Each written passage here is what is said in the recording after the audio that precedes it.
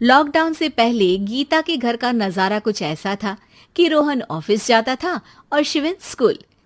जिनके घर से जाने के बाद गीता काम खत्म करके बाकी समय आराम करती थी। लेकिन लॉकडाउन के बाद ऑफिस और स्कूल घर में ही खुल गए और इससे गीता का हाल वो तो आपको देखने में ही मजा आएगा। शिविन, ओ शिविन, महाराज उठने के लिए क्या 21 तोपों की सलामी लेंगे?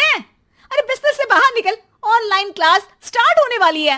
अरे तुम भी हद करती हो, स्पीकर की तरह चिल्लाने की क्या जरूरत है? दिख नहीं रहा मेरी कॉन्फ्रेंस चल रही है। अब कैमरा और स्पीकर ऑन कर रहा हूं, मुझे कोई शोर नहीं चाहिए। इस पर जैसे ही रोहन लैपटॉप का कैमरा और स्पीकर ऑन करता है तभी कुकर की सीटी बजती है। करा लो अब इसे चुप। लॉकडाउन नहीं हुआ, मेरी मौत का फरमान जारी हो गया। दोनों बाप बेटे ने नाक में दम किया हुआ है।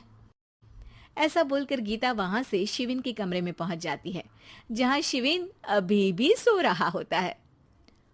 ओ आलसी, अब अगर 5 मिनट में नहीं उठाना तो आज तेरा गेम और यूट्यूब कैंसिल।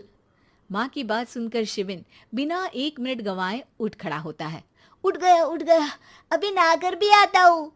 ये नाटक कहीं और, मुंह पर गीला कपड़ा मार और पढ़ने बैठ। शिविन की ऑनलाइन क्लास स्टार्ट हो जाती है, जिस पर गीता उसे वहां बिठाकर रसोई में चली जाती है। थोड़ी देर में उसे कमरे से कुछ आवाज सुनाई देती है, जिसे सुनकर वो कमरे में वापस आती है। हाय राम, तुझे क्लास अटेंड करने के लिए बोला था, कैमरा ऑफ करके बिस्तर पर नाचने के लिए नहीं बोला था। मम्मी मुझे कुछ समझ नहीं आ रहा, आप बाद में पढ़ा देना ना, वैसे भी अटेंडेंस तो लगी गई है। हाँ हाँ बेटा, जरूर बन जा। तू अभी से हम सबका बाप बन जा। अरे नहीं मतलब कहाँ से लाते हो इतना दिमाग, और पढ़ाई करते हुए ये चला कहाँ जाता है? नाइस क्वेश्चन, दिमाग से पूछकर बता दूंगा। शिविन की बातों से परेशान होकर गीता उसे मारने के लिए जैसे ही आगे बढ़ती है तभी वो कमरे से बाहर भाग जाता है। अब शिविन आगे आगे और गीता हाथ में चप्पल पकड़े उसके पीछे पीछे पूरे घर में दोनों घूम रहे होते हैं। इसी बीच वो रोहन के पास पहुंच जाता है और शिविन को मारने वाली चप्पल रोहन के लैपटॉप पर जाकर गिरती है। ओए माँ! मम्मी, अब पापा को चप्पल मार रही हो? वो आज तक के रिपोर्टर, चुपचाप जाकर क्लास अटेंड कर ले, नहीं तो अगली तेरे पीछे लगेगी।